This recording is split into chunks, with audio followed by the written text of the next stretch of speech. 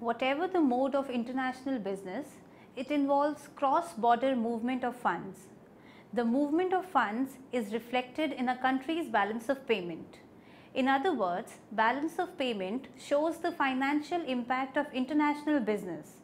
It is from the point of view that it is essential to acquaint the readers with the basic concept of balance of payments and its structure. The present chapter also includes equilibrium, disequilibrium and adjustment mechanism phenomenon related to balance of payment, that is BOP.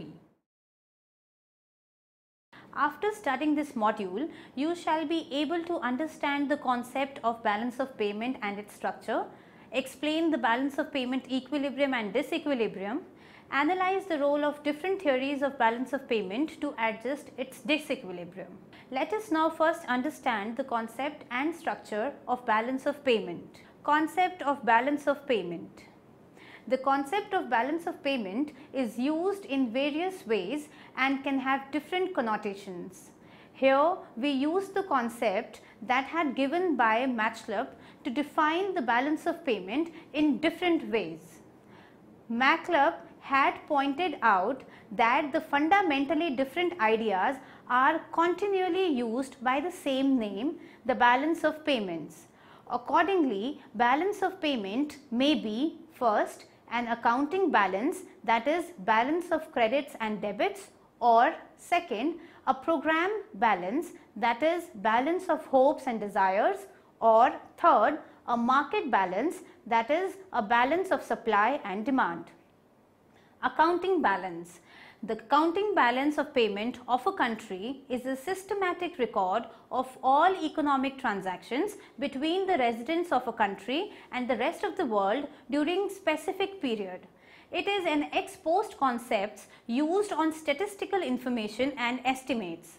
It shows the character and dimensions of the country's international economic relationship, the country's trading position, changes in its net position as foreign lenders and borrowers, changes in its official reserve holdings.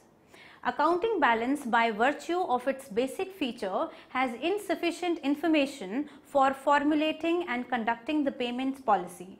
The accounting balance is essentially classificatory and not analytical. Program balance. The program balance of payments is a statement of sources and uses of foreign funds expected or planned over a future period of 1 or more years. It is based upon the nation's investment and consumption requirements and on a program of meeting an excess of requirement over the resources by the foreign funds expected or sought. It is a forecast of the country's exchange needs and desires. Deficits and surpluses are defined in terms of gaps between the needs and desires on the one hand and the amount of foreign exchange expected to become available from all regular sources on the other hand. Market balance. The market balance of payment is characterized by the effective demand and supply of the foreign exchange at the given exchange rates.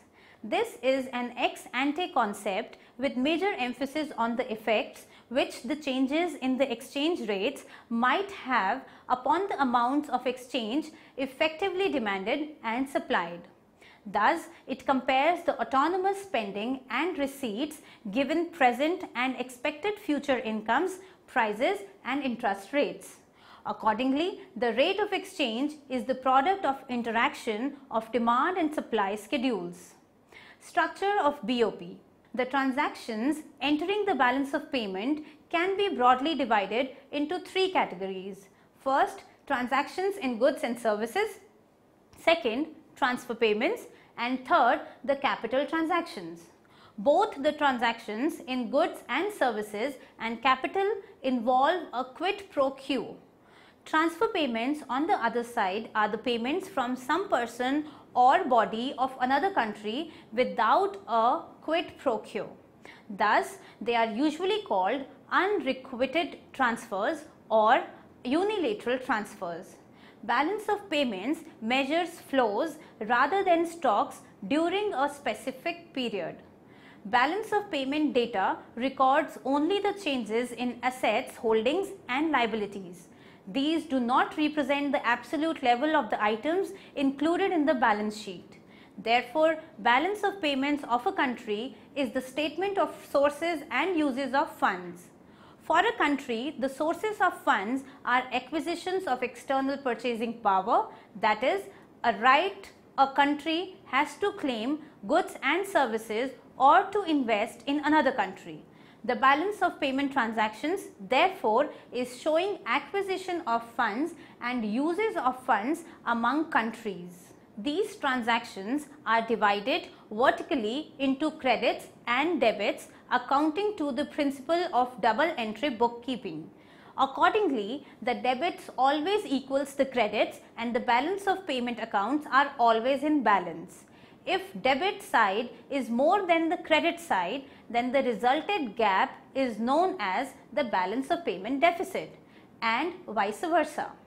Transactions are also divided horizontally into major categories, that is current accounts and capital accounts. The structure of BOP is categorized into three parts: current account, capital account and foreign exchange reserve account.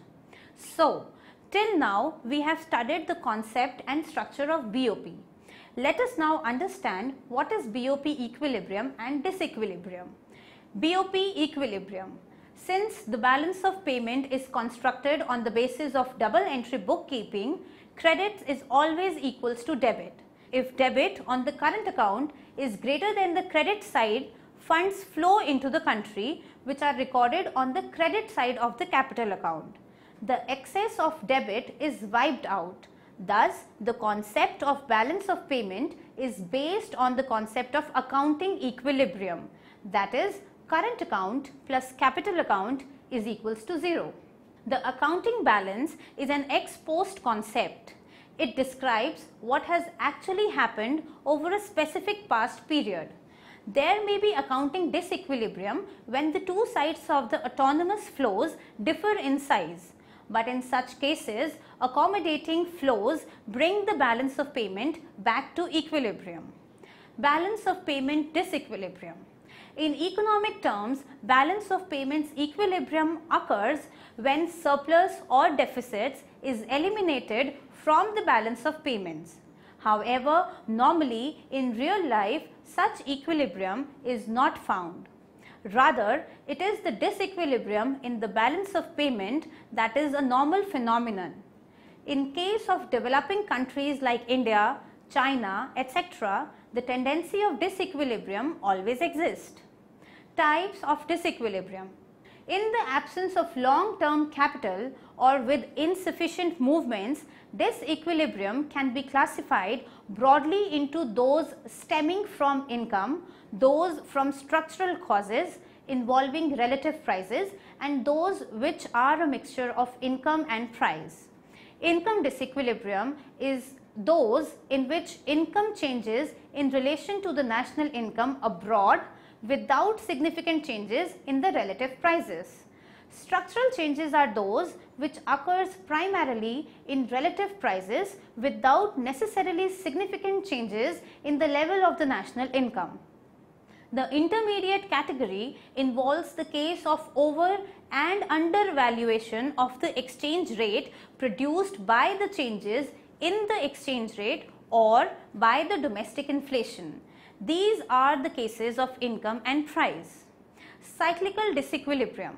Cyclical disequilibrium occurs either because the pattern or the business cycle in different countries follow different paths, or because income elasticity of demand for imports in different countries are different. In figure, national money income is stable in B and fluctuates cyclically in A. Income elasticities of demand for imports may or may not be the same. The income elasticity of demand for imports in B is not involved since income is stable. In this situation, A's import will decline in depression and rise in prosperity. B's imports will continue steady. The result is that A will have an export surplus in depression and an import surplus in prosperity, and B will have a deficit when A is depressed and a surplus when A is prosperous.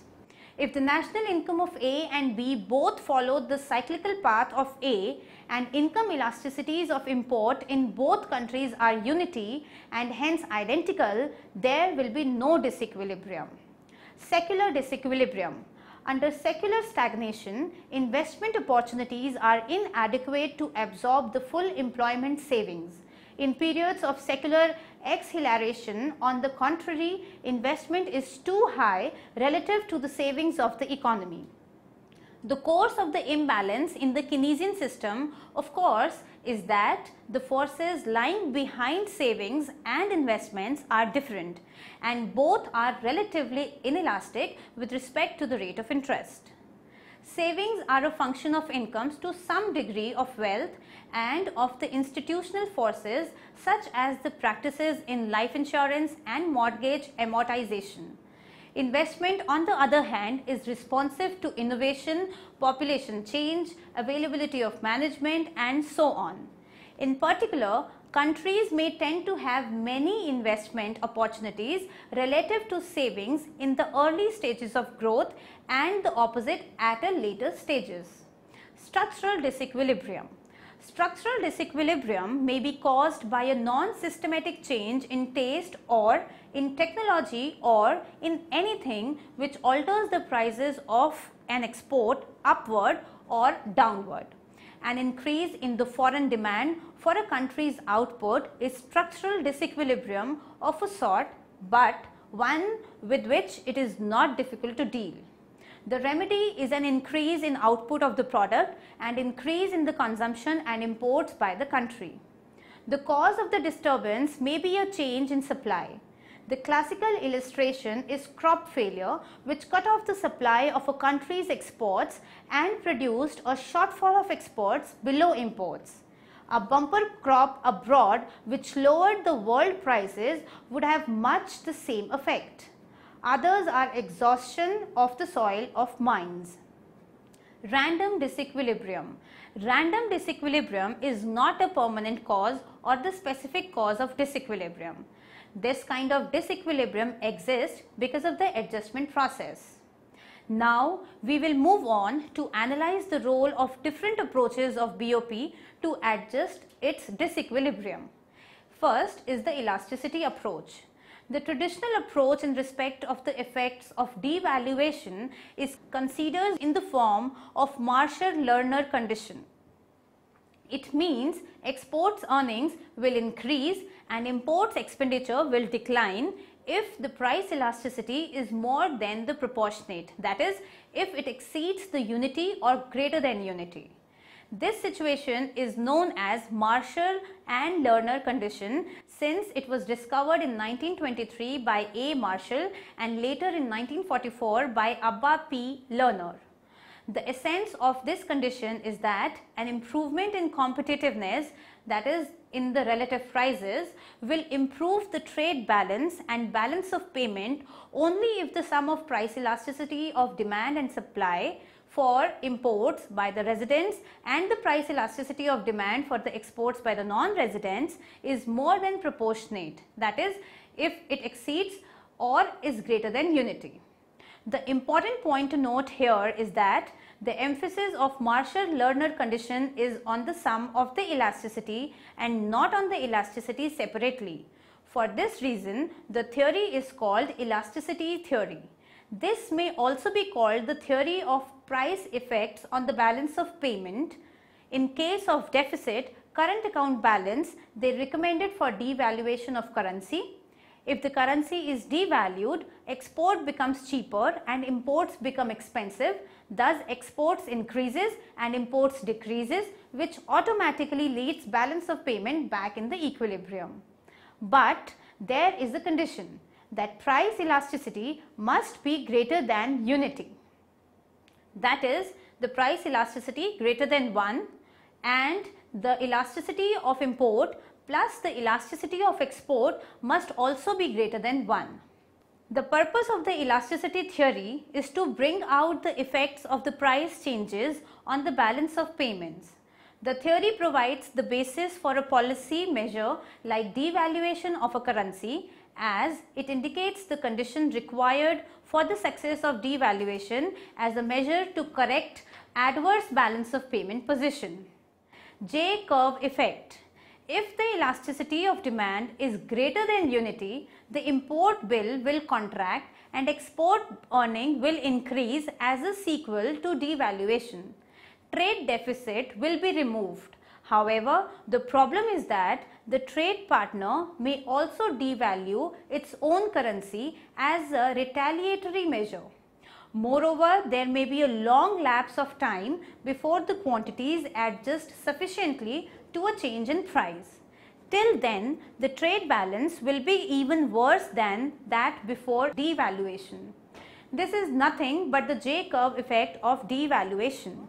Trade balance moves deeper into the deficit zone immediately after devaluation, but then it gradually improves and crosses into surplus zone.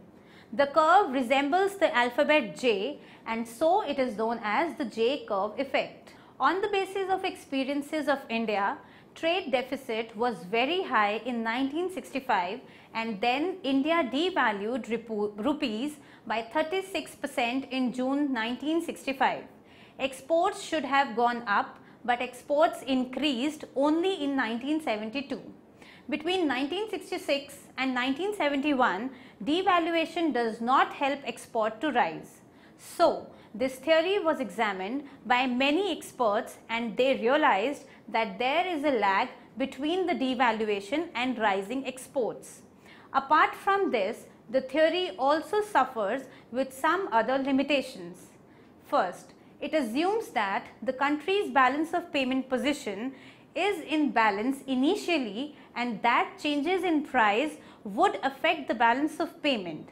That is not correct, as no country's balance of payment is in balance, that is neither surplus nor deficit. Second, generally exports and imports consist of thousands of different items and it is difficult to estimate elasticities for all these individually or in aggregate. Third, Marshall-Lerner condition assumes that the supply side is highly flexible, that is, there are no difficulties in the availability of goods for export and production will quickly respond to the changes in the foreign demand. That is not correct. The most important of these other influences is the change in the income. Fourth, lastly, the elasticities theory overemphasizes the role of trade in improving a country's balance of payments. Changes will take place in other parts of the balance of payments as well as that is in the current account as a whole as well as in the capital account. Second is the absorption approach. This approach is developed in 1952 by S.S. Alexander of the International Monetary Fund, that is based on Keynes' theory of balance of payments, which explains the balance of payment on current account as a macroeconomic phenomenon. It focuses attentions on the relationship between international trade and the domestic economy on the domestic economic activity represented by national income or gross national product, that is GNP. National income or national output is the sum of total of economy activity of a country during a year.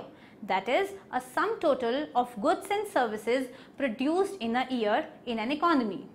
This may be measured as income earned by its population or as output produced by the economy or as expenditure or the total spending in the economy. For the purpose of absorption, what is relevant is the latter two, that is output and spending or expenditure. Total availability or aggregate supply of goods and services in the economy is represented by output. What is produced is also used for consumption and investment in the economy. This is the total spending. Now, the relationship between income or output and expenditure or spending may be expressed. Thus, Y is equals to C plus I, where Y stands for the income or the output, C stands for the consumption and I stands for the investment spending. In a closed economy, that is an economy which has no transaction with the rest of the world, all national income or output will flow between the producers and the consumers within the economy. As a result, there will be no tendency for national income or the output to change unless consumers on their own change their production level. Thus, Keynes' theory of income predicts that when there is a change in the level of either consumption or saving or investment, national income or output will increase or decrease. In an open economy, however, foreign trade influences national income or national output through the changes in exports and imports. An increase in export earning is in addition to the national income stream, and spending on imports is a subtraction from the income stream. The increase in exports increases the national income, and increase in imports causes a decline in it. This relationship between the national income or the output and foreign trade may be expressed thus: y is equals to C plus I plus X minus M, where y stands for the national income or the output, C stands for the consumption, I stands for the investment spending, M stands for the imports, and X stands for the exports. The question is now, by how much will the national income increase due to an increase in exports? This is measured by the ratio of increase in national income to the increase in export earning. This ratio is called foreign trade multiplier. Similarly, national income will decline due to the spending on imports is measured by the ratio of increase in imports to increase in income. This is called marginal propensity to imports. The net effect of the operation of these two tendencies determines the impact of foreign trade on national income. Third is the monetary approach. The monetary approach to the balance of payments or external transactions emphasizes the role played by the money supply in a country's balance of payment. This is because money supply is the basis for total or the aggregate demand in the economy. Every transaction in the economy is financed by the use of money. According to this approach, balance of payment surplus or deficit is a monetary phenomenon because it results from the excess demand for money or excess supply of money in the economy. If there is an excess money supply, it may be spent within the country and abroad, and the country will run into balance of payment deficit, leading to an outflow of the national currency. If there is an inflow of currency into the country, it means that the country is receiving more money than it is paying abroad. That is, there is a balance of payment surplus. In short, inflows and outflows of currency in an economy are associated with the balance of payment surplus and deficit. The important feature of this theory are that it establishes a relationship between the money supply and the balance of payment. The policy implications of this theory are twofold. First is that for a proper understanding of the balance of payment situation of a country, it is necessary to analyze the demand and supply of money in an economy. The second implication is that any balance of payment policy must aim to bring into balance the demand for money and supply of money by focusing attention on the control of domestic money supply. Mundell in 1968 has also incorporated the interest rate and the capital account in the ambit of discussion. In his view, it is not only government spending but also the interest rate that influences the income as well as the balance of payments. While larger government spending increases the income, an increase in income leads to a rise in imports. With a positive marginal propensity to import, any rise in income as a sequel to increase in government spending will lead to greater imports and worsen the current account. However, changes in interest rate, influence both the capital account and the current account. A higher interest rate will lead to improvement in current account through lowering of income. At the same time, a higher interest rate will improve the capital account by attracting foreign investment flow. New Cambridge School approach is the third approach, which takes into account the savings represented by S, investment represented by I, taxes represented by T, and government spending represented by G, and their impact on the trade account. In the form of equation, we can write the same as S plus T plus M is equals to G plus X plus I, or S minus I plus T minus G plus M minus X must be equals to 0, or X minus M is equals to S minus I plus T minus G. The theory assumes that S minus I, that is savings minus investment, and T minus G, that is taxes minus government spendings, are determined independently of each other and of the trade gap.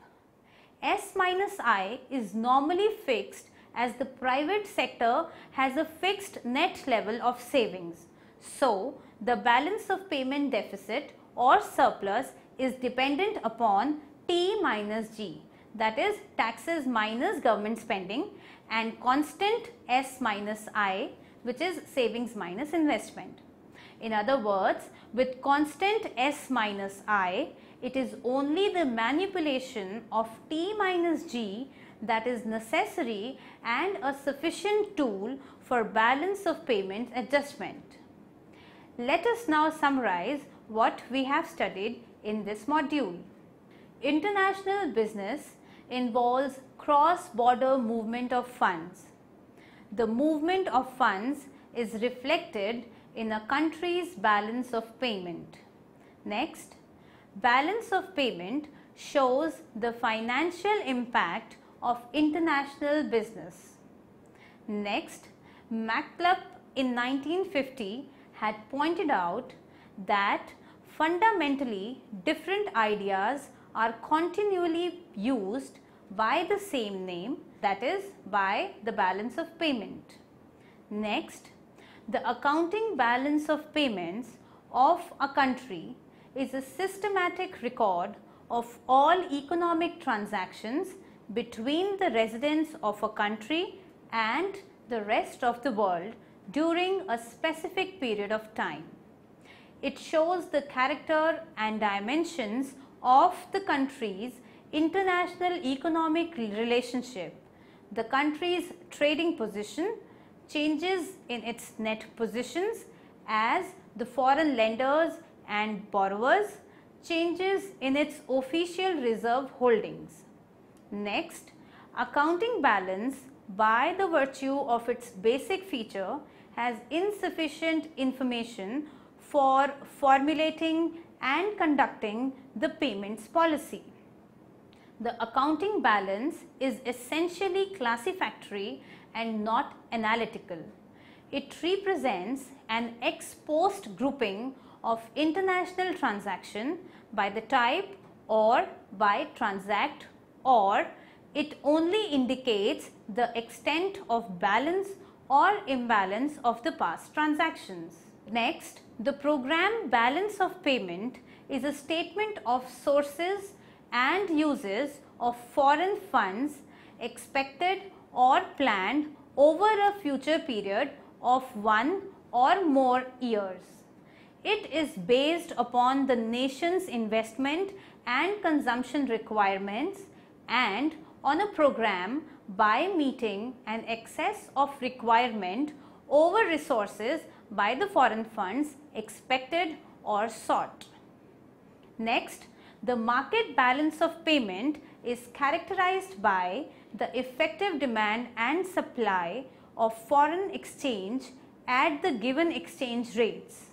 This is an ex ante concept with major emphasis on the effects which the changes in the exchange rates might have upon the amounts of exchange effectively demanded and supplied. Next, the structure of BOP transactions can be broadly divided into three categories: transactions in goods and services, transfer payments, and capital transactions. Next, BOP equilibrium exists because it is based upon the double entry accounting system. Credit is always equals to debit. Next, BOP disequilibrium is an economic concept which ex ante. According to this, there is always either surplus or deficit in a country's BOP situation. Next, there are four types of disequilibrium. It consisted of cyclical, structural, secular, and random disequilibrium. Next, there are three approaches to adjust the BOP disequilibrium. Next, elasticity approach considers the role of price effect on the balance of payment. Next, absorption approach considers the role of income effect on the balance of payment. Next, monetary approach considers the role of money supply on the balance of payment.